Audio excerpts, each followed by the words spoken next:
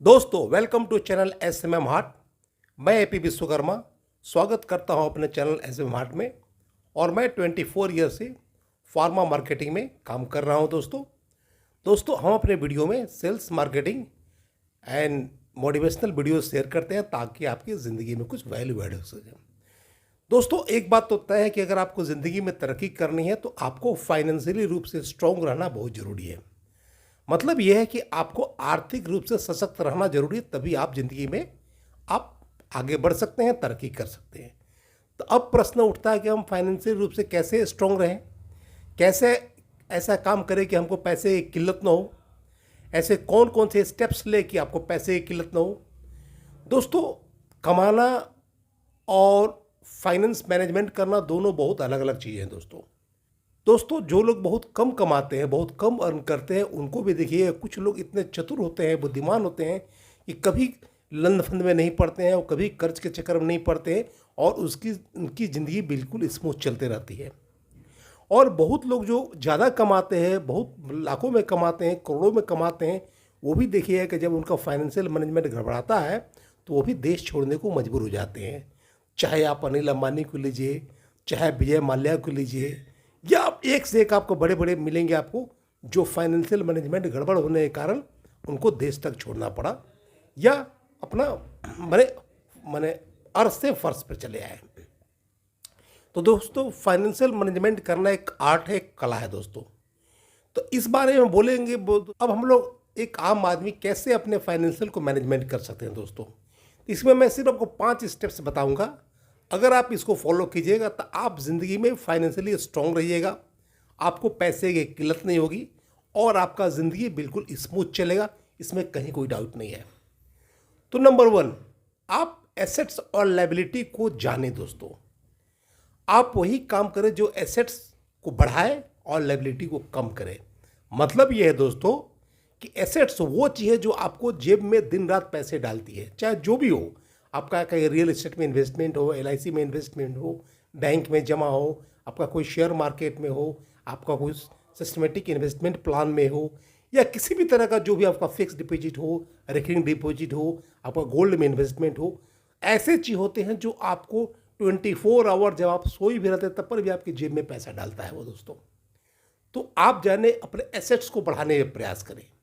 वहीं दूसरी ओर जो लायबिलिटी होती है, जैसे आप बहुत महंगा गाड़ी खरीद लिए, बहुत महंगा मोबाइल खरीद लिए, बहुत महंगा कर्ज लेके शादी कर रहे हैं, कहीं टूर एंड ट्रैवल पर जा रहे हैं, दिखाने में कॉस्टली कपड़ा पहन रहे हैं, ब्रांडेड जूता पहन रहे हैं, ब्रांडेड चश्मा पहन रहे हैं, जो कि आपको सपोज किए कोई गाड़ी आप 20 लाख का खरीदें, उसको आप 5 साल के बाद बेचिएगा तो उसको कभी 20 से 21 लाख नहीं मिलेगा, उसकी वैल्यू 2 लाख होगी, 3 लाख होगी।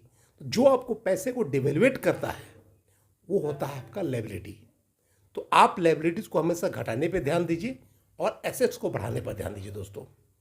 नंबर 2, आप जब भी अर्निंग करते हैं तो आपके खर्चे जो होते हैं 3 तरह के होते हैं: नीड, वांट, लग्जरी। तो सबसे पहले आपकी आमदनी चाहे जो भी हो, 1,000 रुपया महीना हो या आपका 10 लाख महीना हो, उसमें कम से कम 20% आप सीधे निकाल के सेविंग कर लीजिए दोस्तों। अब जो बचा उसको आप 3 भाग में बांटिए दोस्तों। जो रेस्ट बच गया उसका 50% अपना जो नीड है, घर का जो बेसिक नीड होता है, मतलब खाना हुआ, पीना हुआ, रहना हुआ, दवा हुआ, दारू हुआ, बच्चों का एजुकेशन हुआ, ट्यूशन हुआ, जो बेसिक नीड है उसको आप 50% उसमें आप काम चलाएं दोस्तों। और आपका जो 30% लगता है, आपका वांट मैंने कपड़ा हुआ, लता हुआ, जूता हुआ, मोजा हुआ, चश्मा हुआ, कहीं शादी हुआ, विवाह हुआ, इधर हुआ, जाना हुआ, जो भी है उसको करें आप। अगर आप चाहते हैं कि लग्जरियस आइटम भी करें, वैसे तो लग्जरी आप परहेज़ कीजिए, लेकिन अगर आपका इंटरेस्ट है कहीं हमको कहीं टूर पर जाना है, कहीं दिखावटी वाला काम करना है, कहीं एक्सपेंसिव काम करना है, किसी के साथ पार्टी करना है, महंगी गाड़ी खरीदना है, अगर आप सक्षम हैं तो आप थोड़ा लग्जरी भी कीजिए, लेकिन आप बेसिक 50% आप हमेशा रखिए नीड, अपना 30% रखिए अपना वांट, 20% रखिए अपना आप लग्जरी पर कर सकते हैं तो कीजिए, नहीं तो उसको आप सेविंग में ही डालिए। नंबर 3, आप किसी भी तरह का नशा से छुटकारा पाइए दोस्तों। नशा का मतलब सिर्फ दारू पीना नहीं होता है। किसी को नशा शराब का होता है, किसी को नशा दारू का होता है, किसी को नशा सिगरेट पीने का होता है, किसी को पान का, गुटखा का, सिगर का, हेरोइन का, किसी को घूमने का नशा, किसी को लड़की का नशा, किसी को पैसे खर्च करने का नशा, किसी को जुआ खेलने का नशा। नशा बहुत तरह का होता है। तो जो भी नशा आपको ज़िंदगी को बर्बाद करता है, आप किसी भी तरह के एडिक्शन से मुक्ति पाइए। आप किसी भी तरह का नशा जो आपको बर्बाद करता है, आपके कर्ज को बढ़ाता है, आपको इकोनॉमिकली लॉस करता है, दोस्तों उसको आप छोड़ दीजिए, उससे मुक्ति पाइए, उससे आप दूर रहिए दोस्तों। तभी आप फाइनेंशियली स्ट्रॉन्ग रह सकते हैं, आप आर्थिक रूप से सशक्त रह सकते हैं और आप ज़िंदगी में आगे तरक्की कर सकते हैं। Number 4, be expert in your area. दोस्तों आप जो भी काम करते हैं, आप पूरा उसमें एक्सपर्टाइज डेवलप कीजिए, अपने स्किल को डेवलप कीजिए और जो भी काम करते हैं उसमें ऐसा कीजिए कि उस एरिया में नंबर 1 बन जाइए आप दोस्तों। आप इधर उधर फालतू कहीं भी टाइम वेस्ट करने से बढ़िया है कि अपनी सारी ताकत उस काम में फोकस कीजिए। चाहे आप सेल्स मार्केटिंग में हो, डॉक्टर हो, इंजीनियर हो, आईएएस हो, आईपीएस हो, टेक्नोक्रेट हो, ब्यूरोक्रेट हो, कोई मिस्त्री हो या कोई लेबर हो, कोई कुल्ली हो, जो भी काम करते हैं, रिक्शा वाला हो, ठेला वाला हो, सब्जी वाला हो, शॉपकीपर हो, जो भी काम करते हैं, अपने एरिया में कोई आर्टिस्ट हो, कलाकार हो, जो भी है, आप अपने एरिया में बी एक्सपर्ट। और कभी भी आप पैसे के पीछे मत भागिए, आप कला को, स्किल को डेवलप कीजिए, उसमें निखार लाइए, पैसों की बरसात होगी दोस्तों। इसलिए जिस क्षेत्र में आप काम करते हैं उसमें be expert, be number 1 in your area. तो आपको पैसे के बारे में सोचना नहीं है, आपको एसेट्स को बढ़ाना है, साथ में अपने जिस एरिया में काम करते हैं उसमें बी एक्सपर्ट। तो आपको अपने आप पैसों की बरसात होगी। जब आप पैसे के पीछे भागे आपको पैसा नहीं आएगा दोस्तों। लेकिन आप जिस टैलेंट को, हुनर है, जिसमें आपको टैलेंट है, जिसमें आपका हुनर है, जिसमें स्किल है, उसको और स्किल्ड कीजिएगा और निखार लाइएगा तो आपका आमदनी बढ़ेगा दोस्तों। और 5वां और इम्पोर्टेंट दोस्तों, कभी भी आप कर्ज और ईएमआई के चक्कर में ना पड़े दोस्तों। ये वो चीज़ हैं जो स्वीट पॉइजन की तरह काम करता है और आपको धीरे धीरे आपको खोखला कर देगा, बर्बाद कर देगा, आपको पता भी नहीं चलेगा दोस्तों। इसलिए हमेशा ज़िंदगी में प्रयास कीजिए कि कर्ज आप न लें, कोई भी चीज़ ईएमआई पर न लें। और जितना आप कर्ज से दूर रहेंगे उतना ही आप फाइनेंशियली साउंड रहेंगे, आगे बढ़ेंगे, आप तरक्की करेंगे दोस्तों। जो आदमी कर्ज के चक्कर में पड़ता है उसको बुड़ने के सिवाय, डूबने के सिवा कहीं कोई उपाय नहीं है। हाँ, इसमें भी गुड डेट बैड डेट होता है।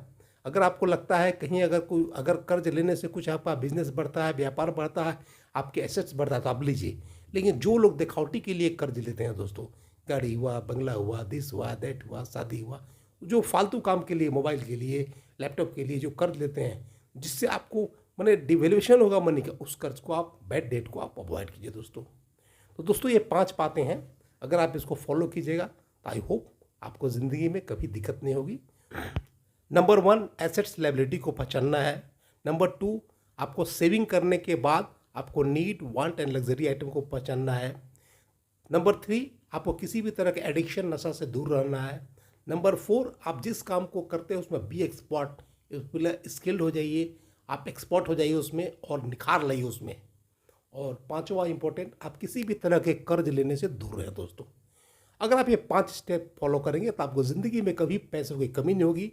आप बिल्कुल स्ट्रॉन्ग रहिएगा फाइनेंशियल रूप से, आप आर्थिक रूप से सशक्त रहिएगा और आप हमेशा ज़िंदगी में ग्रो कीजिएगा। अगर आपको वीडियो अच्छा लगा तो इसको लाइक करें, शेयर करें, चैनल SM हार्ट को सब्सक्राइब करें और कुछ पूछना चाहते हैं तो आप कमेंट बॉक्स में पूछें, हम आपके एक एक कमेंट का जवाब देंगे दोस्तों। Thanks for watching this video.